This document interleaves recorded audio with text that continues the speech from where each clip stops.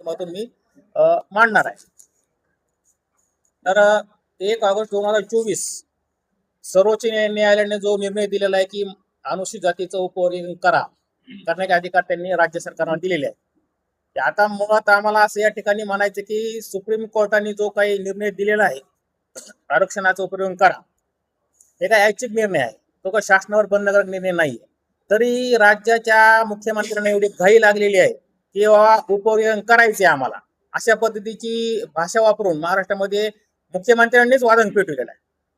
आणि त्यांनी पेटवलेल्या वादनामुळे आज गावखेड्यामध्ये समाजामध्ये मातंग समाज आणि बौद्ध समाज आक्रमक झालेला आहे. बौद्ध समाजाला असं वाटतं की आमचं आरक्षण धोक्यात आहे, समाजाची एकी तुटत आहे, आणि मातंग समाजाला असं वाटतं की बाबा आम्हाला आरक्षण भेटलं पाहिजे, आमचा संविधान अधिकार आहे. पण आता या ठिकाणी सुप्रीम कोर्टाचा जो निर्णय आहे तो निर्णय एकेरी निर्णय आहे असं आमच्या ठिकाणी म्हणणं आहे. सुप्रीम कोर्टाने जो निर्णय दिलाय वर्गीकरण करा, त्याला कुठल्याही बेसची याचिका नाही किंवा कुठल्याही कुणाची मागणी नाही, तरी न्यायालय निर्णय देतं आणि एक निर्णय देऊन एखाद्या समाजाला टार्गेट करण्याचं काम न्यायालयच करत, असा आमचा न्यायालय थेट आरोप आहे. आता जर समजा महाराष्ट्राचं सरकार वर्गीकरण करणार असेल त्या निर्णयाच्या अनुषंगाने, तर असे काही 2-3 प्रश्न आहेत की मला त्या आपल्या मार्फत त्यांना विचारायचे, किंवा मातंग समाजाला हे सरकार किती टक्के आरक्षण देणार आहे, असं काही सरकारचं प्रयोजन ठरलेलं आहे का? त्यानंतर ही टक्केवारी देणार असेल सरकार, तर ती टक्केवारी कोणत्या अधिकृत आयोगाच्या आधारे देणार आहे, त्यांच्याकडे कुठला डाटा आहे, किंवा त्यांनी काय सर्वेक्षण राज्यामध्ये केलेलं आहे, हे सरकारने आधी जाहीर करणं गरजेचं आहे. त्यानंतर या ठिकाणी सरकारची संविधानिक भूमिका काय असेल हे सरकारने जाहीर करणं गरजेचं आहे. त्यानंतर या राज्यामध्ये जो काही ताण वाढलेला आहे, जातीय तणाव, बौद्ध समाज, मातंग समाज आणि सगळे समाज 59 जातीमध्ये जो काही संभ्रम निर्माण झाला, या संदर्भामध्ये सरकारची काय भूमिका असणार, सरकार काय उपाययोजना ते करणार आहे.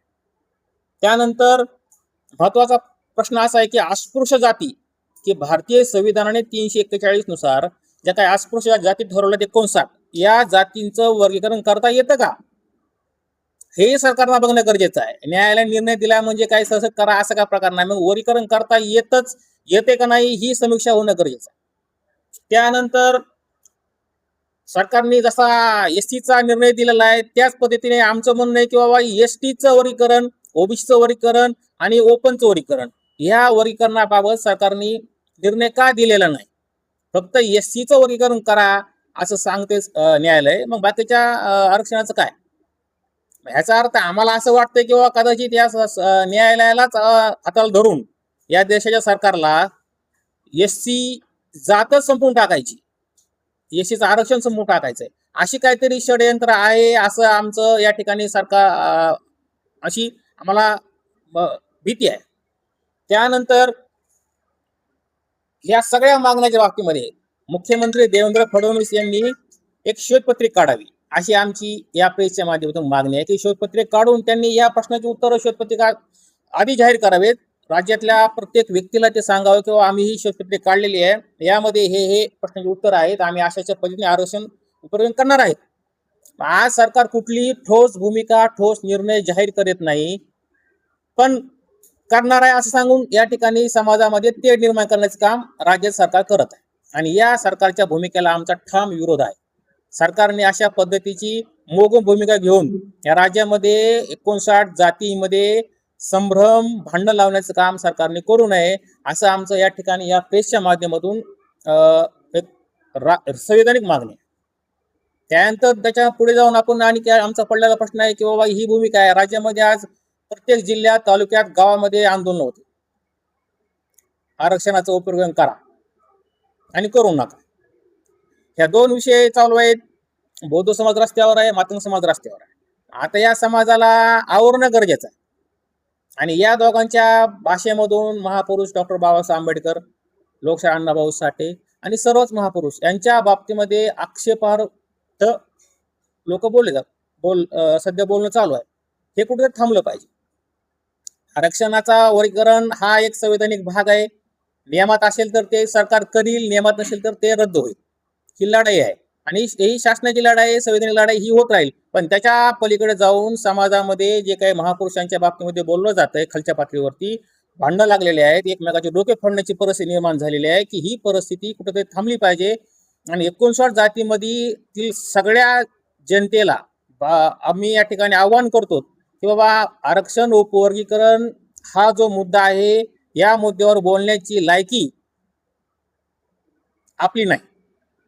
बाबासाहेब आंबेडकरांनी लोकशाही अण्णाभाऊ साठेंनी ज्या संकल्पनेतून हे आरक्षण उभा केलेलं आहे, या आरक्षणाच्या भूमिकेवर संकल्पावरती आपण आक्षेप घेऊ शकत नाहीत, तेवढी आपली लायकी नाही. आणि रस्त्यावरती आंदोलन करून किंवा रस्त्यावरती येऊन डोकं फोडण्याची जी काही सध्या चाललेली आहे चढावड ही कुठली तरी ही चढावड थांबली पाहिजे, स्टॉप झाली पाहिजे. आणि या बाबतीत राज्याच्या मुख्यमंत्री देवेंद्र फडणवीसांनी भूमिका जाहीर करायला पाहिजे की बाबा हे नेमकं काय चाललंय. आणि या सरकारला आज जे पाहिजे ते चालू आहे. आणि मग आरक्षण उपकरण झालं तर फायदा कुणा होणार आहे, हा एक आमचा ठिकाणी पडलेला प्रश्न आहे. हे मुळात मला एवढं सांगायचं की बाबा महापुरुषाचा अवमान होऊ नये, महापुरुषांचा सन्मान केला पाहिजे, आंदोलन करा, मोर्चे करा, पण ते मोर्चे संविधानिक मार्गाने झाले पाहिजेत, कार्य चौकटीत झाले पाहिजेत, मागणी सुद्धा चौकटीत असली पाहिजे, मागणी असंविधानिक नसली पाहिजे. असा ह्या बाबींचा या ठिकाणी मला उल्लेख करायचा आहे. आणि हे काही कुठल्याही जातीचं किंवा कुठल्याही व्यक्तिगत माणसाचं प्रश्न नाही, हा प्रश्न समाजाचा आहे. तो समाजाने संविधानिक पद्धतीने मांडणं गरजेचं आहे.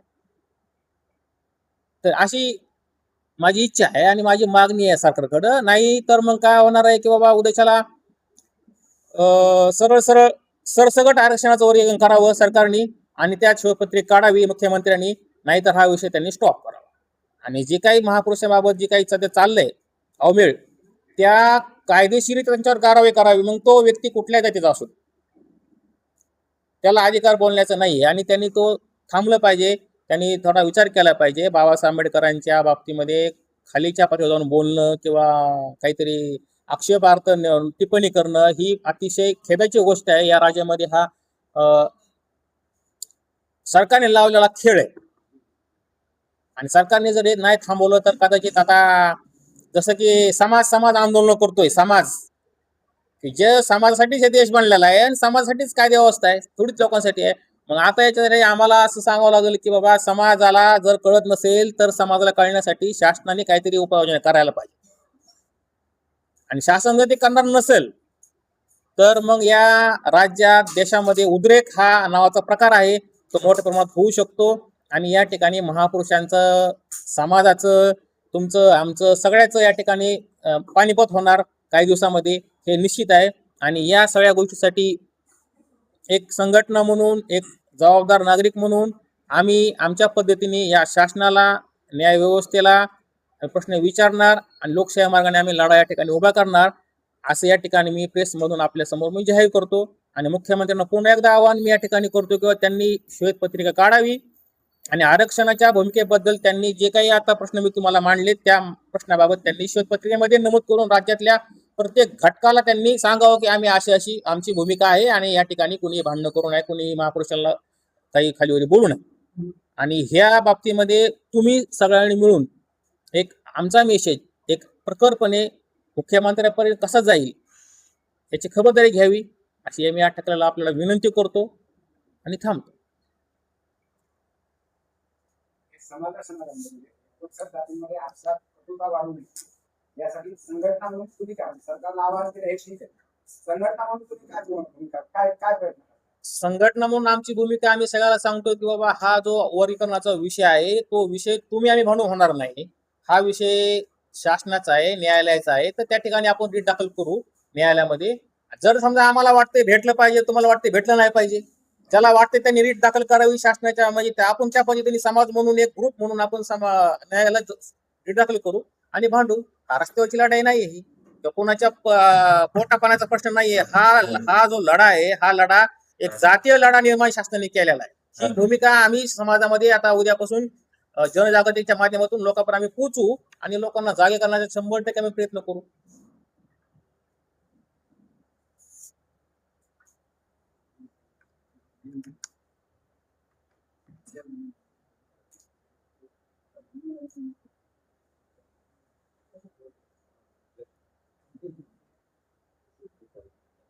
कारण तुम्हालाही बदल कमिशनचा अहवाल प्रसिद्ध न करता जे हरकती मागवलेले आहेत त्याच्यावरची काय असेल?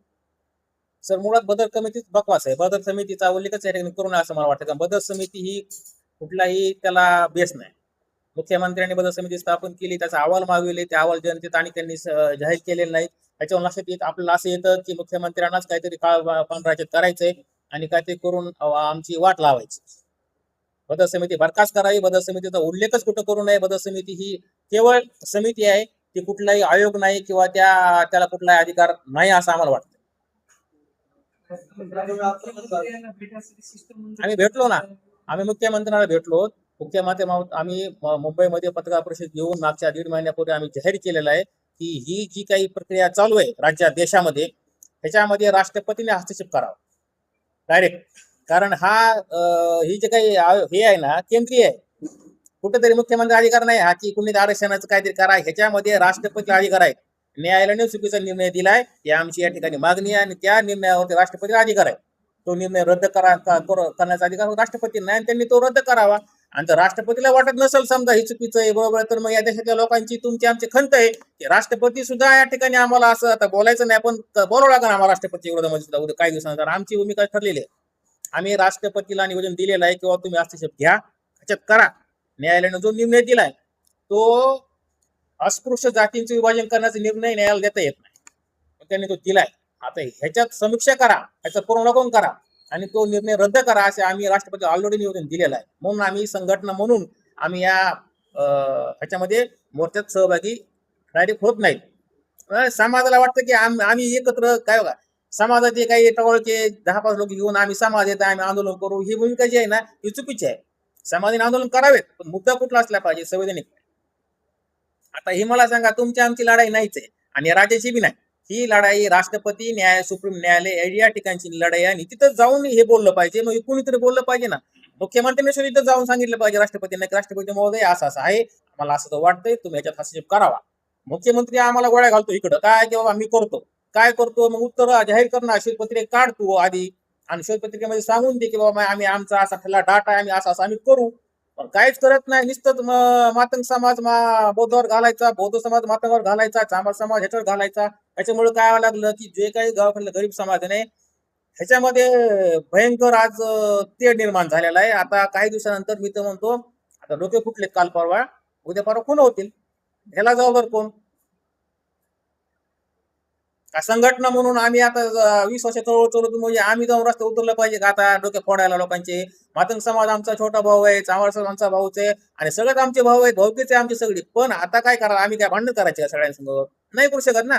कुठेतरी न्याय व्यवस्था आहे, कुठेतरी कायदा आहे, चौकट आहे, ह्याच्यामध्ये मुख्यमंत्र्यांनी आमची भावना राष्ट्रपतीला मांडावी. मुख्यमंत्री मांडत नसेल तर मुख्यमंत्रीच हरामखोर आहे आणि त्याच्यावर आमचे प्रश्न आहेत. आम्ही काय दिवसात आता मुख्यमंत्री घरावर मोर्चे काढू, पण समाज म्हणून नाही काढणार, संघटना म्हणून काढणार. कारण आम्हाला जेवढं कळतंय तेवढं समाजाला जर कळत असतं तर कदाचित हे कालचे भांडण झाले नसते, पुण्यात भांडण झालं नसते, मुंबईत भांडण झालं नसते, ठाण्यात मारले कार्यकर्त्याला. हे काय चाललंय प्रकार, हे खूप थांबलं पाहिजे ना. तुम्ही सुद्धा पर्सनली ह्याच्यामध्ये लक्ष घातलं पाहिजे. मुख्यमंत्री महोदयांना तुम्ही स्वतः सांगितलं पाहिजे की साहेब हे असं आहे. मग आज चौथा स्तंभ म्हणून जर समाजाचीच तुमची भूमिका याच्यामध्ये महत्वाचीच आहे. आम्हीच काय आमचं काय गुतवणूक घेतलं आम्ही की आम्हीच बोलायचंय, आम्हीच प्रेस घ्यायची, आम्ही आंदोलन करायचंय. तुम्ही काहीतरी करायला पाहिजे ना, कारण तुम्ही आमच्या पुढचे माणसं आहेत. आता आम्ही मुंबई जाऊन आलो, मुख्यमंत्री आम्ही भेटलो, आता राहिले भेट आमच्या राष्ट्रपतीची करायची. राष्ट्रपतीला भेटण्यासाठी आम्ही आता बघू, आता काही नाही झालं 4 दिवसात आम्ही राष्ट्रपतीला भेटू. पण काय झालंय की समाजाला आवरणं सोपं नाही. समाजाला आवरण्यासाठी कायदाच पाहिजे आणि त्या कायद्याची अंमलबजावणी करणारा माणूस म्हणजे मुख्यमंत्री आहे. मुख्यमंत्र्यांनी ते ठिकाणी ते नियोजन करावं लागतं. मग आपण आव्हान करावं ना मुख्यमंत्र्यांना, आजच तेच करावं किंवा ते शोधपत्रिक काढून 4 समाजाला शांत करा की आमचा डाटा ठरलेला आहे, आम्ही असं करू आणि त्यांना बेस नाहीये करण्यासाठी. ही भूमिका आज समाजाला समजत नाही. मातून समाज लक्षात येत नाही की बाबा हे असं असं आहे, काही लक्षात येत नाही. फक्त आम्हाला द्याच म्हणते. अरे ठीक आहे ना, घ्या, पण कसं घ्यायचंय ते सांगा ना. बरोबर आहे का नाही? तुम्हाला आम्ही आमचा विरोध नाही तुम्हाला देणार, तुम्ही 100% घ्या, तुम्हाला मिळलं पाहिजे, तुमचा अधिकार आहे. पण तुम्हाला कसं भेटणार आहे आणि तुम्ही कसं घेणार आहेत हे बी तुम्ही सांगितलं पाहिजे ना. रस्त्यावरून डोकं फोडून जमता करून दिसतं ह्याच्यामध्ये.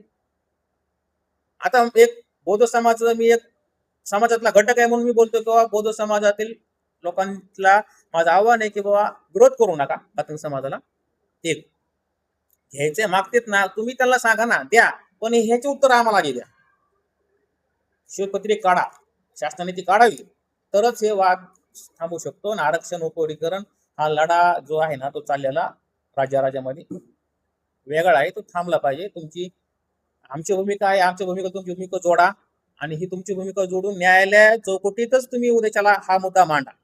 केवळ मोग मांडू नका किंवा कुठेतरी मी म्हणतोय किंवा आम्ही काहीतरी आमचं म्हणणं आहे मांडा, असं काय करू नका. ह्याला चौकट द्या तुम्ही कायद्याची, आणि मुख्यमंत्र्याला कायद्याच्या चौकटीत प्रश्न विचारा आमचे मुद्दे घेऊन, तर काहीतरी होईल. मोर्चे काढाय काय नाही, उद्याच्याला सगळं बंद करू बिडा, आपण काहीच अडचण नाही. पण मला काय ते विषय करून काहीच फायदा नाही, काही होणार नाही त्यातून तुम्हाला. त्यामुळे आंदोलन मोर्चे ह्या विषयावर होऊ नयेत, आणि ज्याला करायचे त्यांनी करावेत, पण कार्य चौकटीत करावे. बाबासाहेब मातंग आणि बौद्ध हे दोन समान मानतात. हा. 57 जातींना कोणी विचारात घेतलं जात नाही, त्यांचं मत सुद्धा कोणी मोजत नाही. म्हणून 59 जातीपैकी फक्त 2 जाती प्राबल्य आहेत का? नाही ना, मग त्या 57 जातीवर अन्याय नाही का? आहे. मग त्या जातीला कोणी विचारतच नाही किंवा त्यांनी पुढे येत नाही. त्यांना पाठिंबा आहे किंवा विरोध आहे याचं पण कुठं दखल नाही. त्यांना पण कुठेतरी समावून घेत त्यांचा पण विचार घ्यायला पाहिजे. बरोबर आहे सर तुमचं. मला सांगा, 59 जातीपैकी आज मातंग समाज आणि बौद्ध समाज रस्त्यावर आहे, बरोबर आहे, बाकीचे समाज रस्त्यावर नाहीये. तर का रस्त्यावर नाही, किंवा ते रस्त्यावर यायला पाहिजे, ह्या दोन प्रश्न आहेत. मग त्यांनी रस्त्यावर यायला पाहिजे मुळात. मग आता मला तुम्ही सांगा, 1949 नंतर बाबासाहेबांनी संविधान दिल्यानंतर का प्रत्येक गोष्ट शिकवायची का प्रत्येकाला? तुम्हाला अधिकार माहित नाही का तुमचे? एक व्यक्ती म्हणून त्याचे अधिकार माहित पाहिजेत ना. आज 50 वर्ष किंवा 60 वर्ष जे काय कार्यकाळ झाला संविधानानंतर अंमलात आल्यापासून, मग काय प्रत्येक वेळ शिकवायची गडबड कर, सगळ्यांना शिकवायचं बाबा नाही तुझे अधिकार हे, बाबा तू आलं पाहिजे, तू बोललं पाहिजे. आज ज्याला समजते संविधान त्या रस्त्यावर यावं आणि त्या पद्धतीने मांडवा. आम्हाला संविधान कळतंय, आम्ही बाबा असं आम्हाला सगळं समजतं म्हणून आम्ही रस्त्यावर येणार. ज्याला समजत नाही ना त्याच्यापर्यंत जायचंय. म्हणजे आता मला तुम्ही सांगा, ही किती भयंकर ही झाली, दुरी झाली तयार. मग तुम्ही केले काय 50 वर्षामध्ये? कुणाला बघितलं, कुणाचा आदर्श घेतला, तुम्ही काय जगले, तुम्ही काय शिकले? मग काही नाही शिकले. याचा अर्थ तुम्ही आजही त्याच अवस्थेत आहेत की ज्या अवस्थेत तुम्ही पूर्वी होतात. बाबासाहेब तुम्हाला कळलेच नाहीत, अण्णाभाऊ साठे तुम्हाला कळलेच नाही, छत्रपती शिवाजी महाराज तुम्हाला कळलेच नाहीत. मग ही कळण्याची जबाबदारी कुणाची आहे? ही जबाबदारी कुणाची आहे? की जे शासन आहे त्याची जबाबदारी आहे, आणि ज्याचा विवेक जागा आहे त्याला समजलं पाहिजे. आता माझा विवेक जागा आहे, मी बोललो, तसं चर्मका समाजाच्या माणसांनी यावं, त्यांनी बोलावं, 59 जातीतल्या प्रत्येक व्यक्ती समोर यावं, माझं असं असं आहे, राखेलचा कॅन्ड घ्यावा आणि मंत्र जाऊन टाकावं. आमची भूमिका तशी आहे. पण तुम्ही येणार घरातच बसता, तुम्ही समजा, आम्ही तुमच्या कसं येणार आहे? काय बरेच दोन्ही समाजातून असं उल्लेख आहे, आणि दोन्ही समाजातून असं म्हटलं जाते की ह्या सर्व जाती आमच्या सोबत आहेत, ते म्हणते हे सर्व जाती आमच्या सोबत आहेत. पण ते जाती सुद्धा उल्लेख नाही. बघा सर, उल्लेख नाही कुणाचा. डाका सर, हा मुद्दा ना जातीचा नाहीच आहे आता सध्या घडीला. हा मुद्दा संविधानाचा आहे, आणि संविधानातल्या चौकटीतून कायद्याच्या ह्याच्यातून हा मुद्दा मी मांडायला लागलो. मला 59 जातीचं काय देणे करणार सध्याच्या कंडिशनला. मला एकच म्हणायचं की सुप्रीम कोर्टाने दिलेला निर्णय हा मुळात चुकीचा आहे, त्याला बेस नाही. असेल तर त्यांनी एससीच्याच उपकरणाचा मुद्दा का उपस्थित केला हा प्रश्न आहे. त्यांनी करावा तर एसटीचा करावा, ओबीसीचा करावा, ओपनचा उपस्थित मुद्दा करावा, तर ह्या ह्याच्यामध्ये न्यायालय बरोबर असेल. आता न्यायालय चुकले, मग त्या चुकलेल्या न्यायालयाच्या बाबतीमध्ये राष्ट्रपतीने ह्याच्यामध्ये येऊन हस्तक्षेप केला पाहिजे, ही त्यांची जबाबदारी आहे संविधानानुसार. आपली जबाबदारी काय आहे? सांगायची त्यांना. आता आंदोलन तर अधिकार आपला आहे, आपण ते करतो समजा. पण आता काय होईल, आंदोलनातून महापुरुष टाकत व्हायला लागले, आणि जो काही एकदम खेड्यातला ग्रामीण भागातला जो काही मातंग समाज, चर्मका समाज, जो नवीन पोरगा आहे त्याच्या डोक्यामध्ये असं बसवलं की मला नाही मार आम्हाला हे करायला, किंवा मागं आम्हाला असं करायला, चांबर असे करायला, ही जी काही निर्माण झाली ही आहे ना, ती कुठेतरी थांबवा असा आमचा प्रयत्न आहे, किंवा हे अशा पद्धतीने मांडून. हे जर उद्या लोकांना कळलं ना की खरे आपण चुकूनच आहे. सर काय झालं माहिती का, सगळ्याला वाटतं की आम्हाला ह्यांनी येऊन बोललं पाहिजे, त्यांनी येऊन सांगितलं पाहिजे. ही काय आता काय लहान सहान गोष्ट नाही ही. मला देश निर्माण झाला, जग निर्माण झाला, आता सांगायची वेळ आली, कवर सांगायचंय. मला सांगा, लग्नात गेल्यानंतर लेकरं करायला सांगायला होतं का? त्याला लगेच कळतंय. तशीच भूमिका तुम्ही लक्षात घ्या ना, की प्रत्येकाला कळलं पाहिजे की बाबा माझा अधिकार काय आणि मी काय केलं पाहिजे. आम्हाला कळतं, तुम्हाला कळलं पाहिजे. नसं कळत तर तुम्ही आमच्याकडे या, आम्हाला विचारा, आम्ही तुम्हाला सांगतो. श्वेत पत्रिका आरक्षणाचा विषय घेऊन महापुरुषांबद्दल आपण बोलल्या तुम्ही काय प्रयत्न केले? तर त्यासाठीच आम्ही सांगितलं की शासनाने श्वेतपत्रिका काढावी आणि त्या श्वेतपत्रिका काढून त्याच्यामध्ये हे मी आता प्रश्न जे उपस्थित केले ना त्यात मांडून त्यांनी समाजाला प्रत्येक घटकाला सांगावं की आमची भूमिका अशी अशी आहे आणि महापुरुषांबाबत जो कोणी व्यक्ती असेल भले तो 59 जातीतला असू द्या नाहीतर आणि त्याच्या ओपनचा असू एसटीचं काय असेल ते माहित नाही आम्हाला त्याच्यावरती डायरेक्ट हडसूल नाहीतर मोका लावून टाका आमची त्यात ती भूमिका आहे.